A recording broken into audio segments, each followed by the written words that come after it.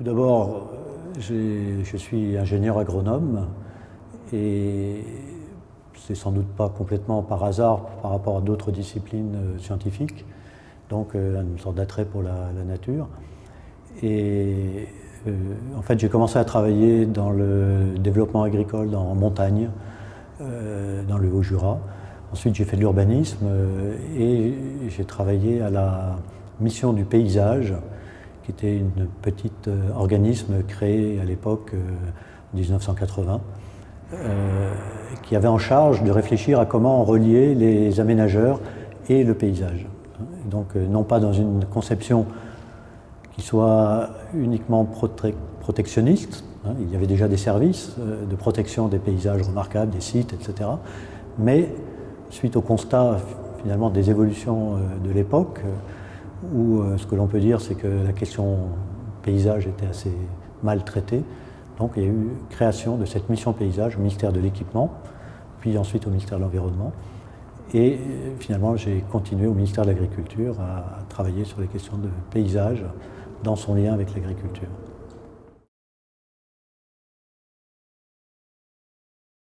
Je pense qu'il y a eu toute une période où la question du patrimoine paysager était liée à la question de la reconnaissance d'une qualité spatiale, d'une qualité esthétique, et que la défense de ce patrimoine était justifiée par le souci de conserver ce qui est beau, et en même temps, c'était un des grands atouts touristiques de la France. Et donc cet aspect était celui qui était le mieux compris par les aménageurs, ce qui justifiait qu'on ait des paysages protégés. Les modèles mis en place durant les 60 dernières années ne vont plus pouvoir coller avec la réalité, et notamment du fait des enjeux du développement durable.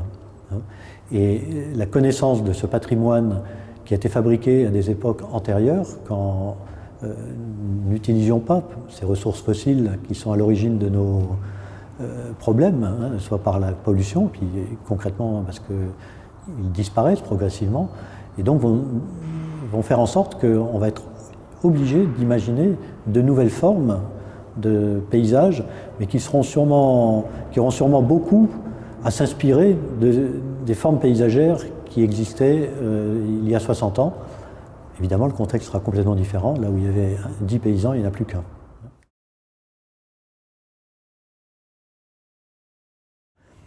Ceci dit, ça serait une erreur de ne considérer le paysage que comme du décor d'une société, sans voir que travailler le paysage doit nous amener également à raisonner différemment la façon de faire produire un territoire de la ville, faire produire de la ville, de l'agriculture, de la forêt, de l'énergie, et que le regard sur le paysage étant par nature lié à un territoire, c'est la diversité des paysages qui est intéressante et qui doit nous aider à trouver dans chaque petit territoire des ressources propres qu'on avait négligées et qui peuvent aujourd'hui nous aider à passer les phases de crise que l'on vit aujourd'hui, quoi.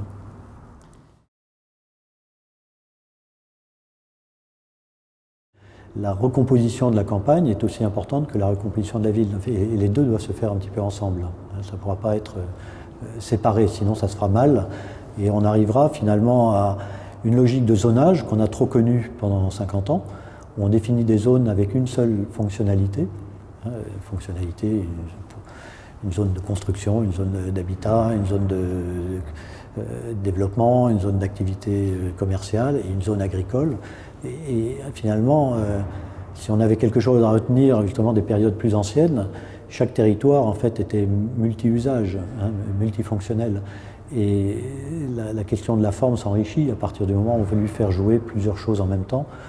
C'est plus complexe, mais en tout cas, ça sera une nécessité, puisqu'on ne pourra pas, avec une logique de zonage que l'on a connue pendant 60 ans, avoir suffisamment de place sur Terre pour assurer à la fois l'alimentation, d'avoir de l'eau, avoir de la ville, avoir de l'agriculture, de l'énergie, si on considère que chaque partie de territoire n'a qu'une seule fonction. Il nous faudra 2 ou 3 planètes.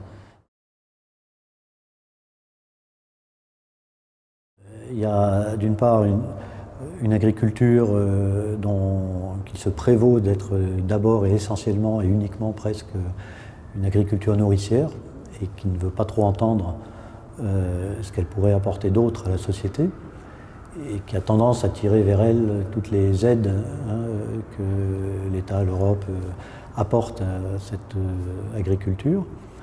Et dans ce cadre-là, l'aspect spatial de ce type d'agriculture n'est pas un élément d'attention porté par le monde agricole ou tout ce qu'il y a autour. Et donc le résultat est assez nul. Voilà, enfin, il n'a pas de sens, quoi. Il n'a pas été travaillé. Il faudra avoir beaucoup de chance pour que justement il y ait une qualité alors qu'on ne l'a pas recherché.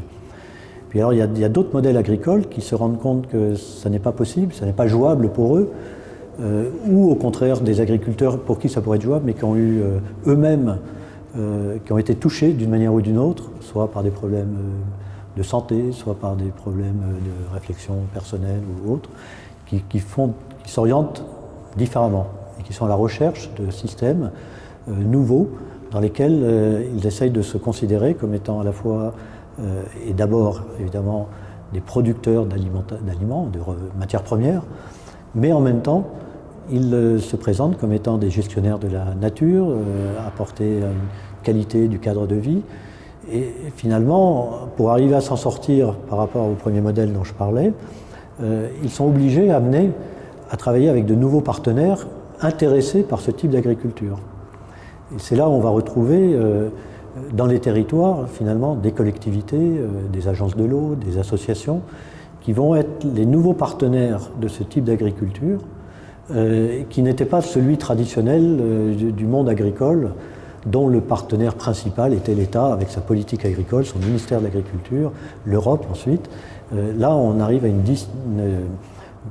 multiplicité d'acteurs qui va dans le sens d'ailleurs de ce qu'on parlait tout à l'heure sur le zonage, fait que les agriculteurs se situant également comme des gestionnaires de l'environnement, on va trouver des agriculteurs qui vont chercher à produire de l'eau propre, pas seulement de l'alimentation, produire des paysages, produire du gibier, etc.